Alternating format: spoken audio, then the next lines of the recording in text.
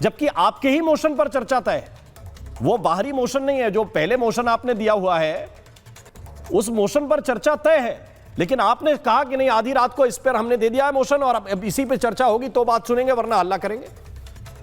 क्या कहता है आपका अनुभव? जी राम मोहन जी, देखिए युद्ध ये जान करके तो नहीं हुआ था कि अविश्वास प्रस्ताव भारत की संसद में लाया जाने वाला है। युद्ध आकस्मिक परिस्थिति होती है और संसद की तुरंत डिमांड जो है कि तुरंत संसद बुलाओ, ये होना चाहिए था, लेकिन चूंकि 9 को ही होना था होली के तुरंत बाद, तो ये डिमांड शायद एग्जिस्ट भी नहीं किया और किसी ने उठाया भी नहीं। ये बहस तो और पहले होनी चाहिए कि संसद बुलाओ, सबसे पहले युद्ध पर बात करो, क्योंकि युद्ध सिर्फ अमेरिका इजराइल का मसला नहीं है, इससे पूरी दुनिया और हमारी अर्थव्यवस्था और बहुत तरीके से, जैसे तेल की ही आपने बात की कि तेल का दाम तो बढ़ेगा ही, खाड़ी युद्ध होगा खाड़ी में, वहां से तेल नहीं आएगा तो बढ़ेगा ही। राहुल गांधी तो बुद्धू हैं जो इनको ये भी नहीं, हमने नहीं कहा कि बुद्धू हैं, अरे आप ही बोल रहे हैं प्रेम जी, सॉरी, मैंने कोई इस तरह की लैंग्वेज का इस्तेमाल नहीं किया। मैंने कहा कि ये सामान्य लोग भी आसानी से समझते हैं कि तेल का दाम बढ़ेगा। आप सुन लीजिए, आपने कहा कि भाई, आपने मेरा शब्द बदला, मैंने कहा कि ये सामान्य समझ की बात है कि तेल का दाम बढ़ेगा, आपने उसको गलत शब्द इस्तेमाल किया। वो नेता प्रतिपक्ष है, मैं ऐसा शब्द इस्तेमाल नहीं करता, प्लीज। राम जी हाँ, थोड़ा सा सुन लीजिए, आपका मैं आपकी पूरी बात सुनूंगा, लेकिन मेरी तरफ से ये शब्द का इस्तेमाल नहीं हुआ तो मुझे आप इस बात पर आपत्ति है कि आप ये कहेंगे बुद्धू हैं। नो प्लीज, ये सुन लीजिए कि राहुल गांधी, भाई शाजिया जी भी बोल रही थी, सबका भाव यही था कि राहुल गांधी को यह भी पता नहीं है कि युद्ध होगा तो तेल का दाम बढ़ेगा, इस पे बहस करने की क्या बात है, यही तो भाव था जी। तो अब इस भाव में यह समझिए कि भारत को अतिरिक्त रूप से दाम क्यों बढ़ेगा। युद्ध नहीं होता तब भी बढ़ता, क्योंकि तेल हमको रूस से नहीं मिलने वाला है, डोनाल्ड ट्रंप चाहेगा तभी मिलेगा, हमें अमेरिका से महंगा तेल लेना होगा, इसलिए दाम बढ़ेगा। इस बात को बहस होती तब वो सामने आता और राहुल गांधी को बुद्धू। प्रेम कुमार जी, बहस होती, आप जैसा पढ़ा लिखा व्यक्ति ये बात कह रहे हैं। ये पिछले सत्र में इसी बात को लेकर राहुल गांधी ने कहा था कि नहीं कहा था, और उनकी तो बाइट भी चारों तरफ वायरल है कि रशिया ने ये कहा है और रशिया ने आपके माफ कीजिए अमेरिका ने ये कहा है, अमेरिका ने प्रतिबंध लगा दिया, अमेरिका ने प्रतिबंध लगा दिया, यही बात तो कर रहे थे आप।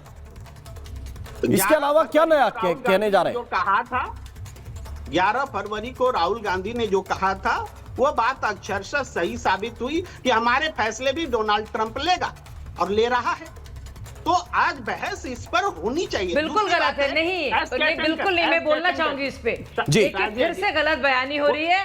सुनिए, आप बहुत बचाने की कोशिश करेंगे शहजादे साहब को, जिनको मैं बोल रही हूँ, जरा सी ना तो समझ है ना अकल है, जिले इलाही ने और ये बार-बार उसका मैं कहूंगी, 1000 बार कहूंगी, उसका मुजाहरा कर रहे हैं, दुनिया देख रही है, आप भी अंदर जानते हैं, कांग्रेस के लोग बताते हैं कहां फंस गए। अब मैं आपको बता दूं, इसीलिए जरूरी था, अगर आप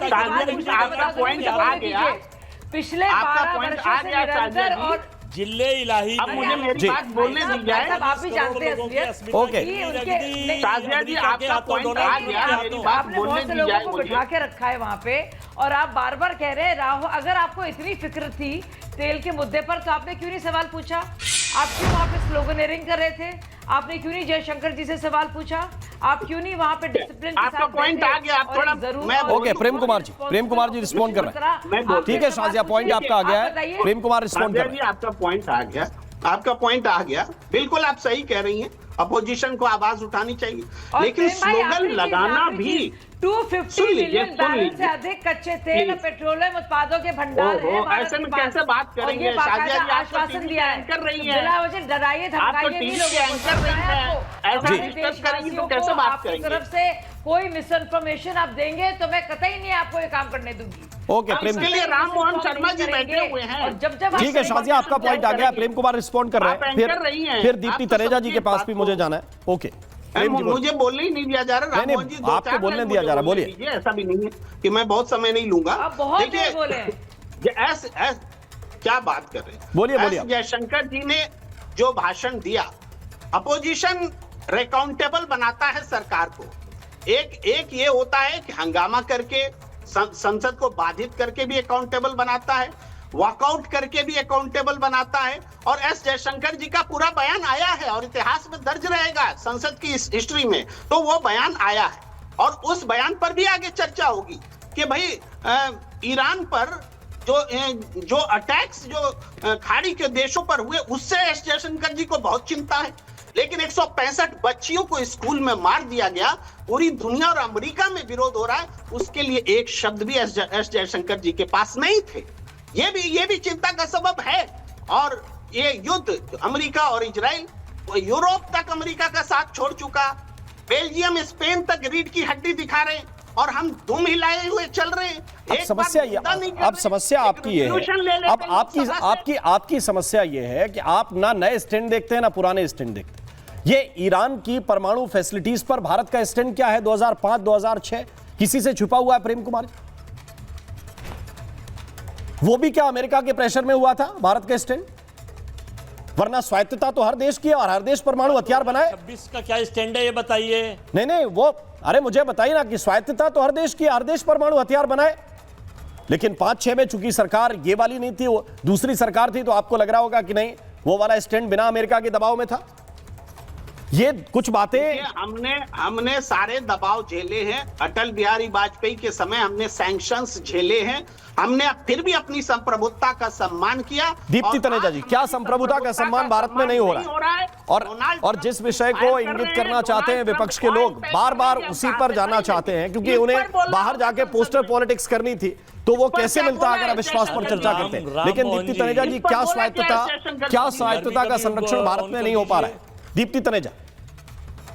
नमस्कार राम जी और बाकी सबको पैनलिस्ट को भी नमस्कार।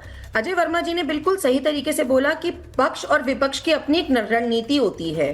तो भाई जब अगर पक्ष और विपक्ष की रणनीति होती है तो संसद की भी कोई मर्यादा होती है। और संसद के ही, मनोज जी मैं आपसे एक्सपेक्ट करी थी कि शायद आप बोल दें या प्रेम जी आप बता दें, आर्टिकल 118 के तहत जब एडजर्नमेंट मोशन आता है तो रूल 56 ऑफ राज्यसभा और लोकसभा, रूल 193 ऑफ लोकसभा और वो रूल 176 ऑफ राज्यसभा, उसके तहत कम से कम 2.5 घंटे तक वो सदन की संसद चलना होता है। लेकिन वो चीजों का तो आप रूल के बाद बात करेंगे नहीं। आप कर रहे हो कि रणनीति होती है, तो संसद की मर्यादा को भी तो फॉलो करने का आपका काम होता है। जहां तक बात आती है संप्रभुता की, अगर हमने सैंक्शंस झेले, बिल्कुल हमने अटल बिहारी वाजपेयी जी के दौरान सैंक्शंस झेले, तो हमने अभी भी सैंक्शंस झेले।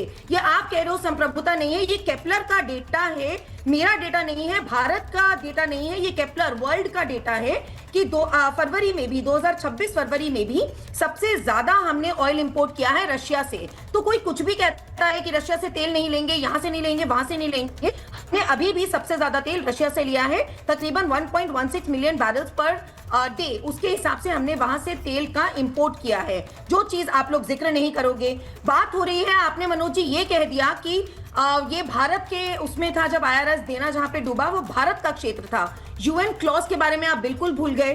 अब मैं आपके दर्शकों को बताती हूँ ये Ram ji, United Nations convention for law of seas होता है कि जिसका जहां तक दायरा है तो वो भारत का दायरा नहीं था। और अगर मनोज जी यही दिक्कत थी तो फिर IRS लवान को भी हमको कोची पे नहीं देना चाहिए था शरण, जब उन्होंने SOS कॉल करी। तो यही अगर भारत का एक स्टैंड रहता तो IRS लवान के लिए अलग स्टैंड क्यों? तो मतलब आपके दो अलग अलग स्टैंड्स तो नहीं हो सकते हैं ना, जो आपको सूट करता है आप वो बोलते हो। और जहां तक तेल के रेट्स की बात है, संप्रभुता की बात है, अमेरिका कुछ भी बोलता रहे। अमेरिका ने तो ये भी कहा था कि हमने युद्ध रुकवाया था। अमेरिका कहता है कि जी अलाउ कर दिया, डिसअलाउ कर दिया। मैंने आपको डेटा कोट कर दिया है कि डिसअलाउड, सो कॉल्ड अमेरिका के डिसअलाउड करने के बाद हमने वहां से तेल का अपना इंपोर्ट रोका नहीं। और अब भी हम रशिया से, और रशिया ने कह दिया कि मैं अपने ऑयल शिप्स यहां पे डाइवर्ट कर देता हूं।